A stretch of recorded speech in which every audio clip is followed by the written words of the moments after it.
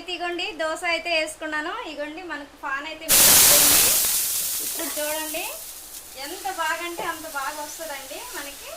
చెప్పాను కదా, నేను నానబెట్టిన నుంచి కూడా మీకు అన్నీ కూడా వివరంగా వీడియోలో పెడుతున్నాను. చూడండి ఎంత అంటే అంత బాగా వస్తుందండి. దోశ అంటే కరకరమని బాగా వస్తుందండి.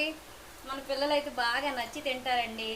నేనైతే ఎప్పుడు కూడా ఈ దోశని అనమాట ఇలాగే రెడీ చేస్తుంటాను.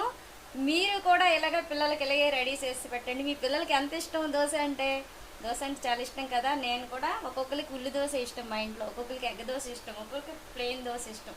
అందుకు ప్లెయినే ఫస్ట్ తయారు చేస్తున్నాను. మరి మీరు కూడా మీ పిల్లల్ని అడిగి మీరు కూడా అలాగే చేయండి. నేను అడిగి చేస్తాను. మీకేం కావాలని అడుగుతాను. వాళ్ళు ఇది చెయ్యి మమ్మీ అంటే చేస్తాను నేను. ఓకేనా? మీరు కూడా మీ పిల్లల్ని అలాగే సంతోష పెట్టండి, అలాగే అడిగి చేయండి. ఓకేనా? బాయ్ అండి.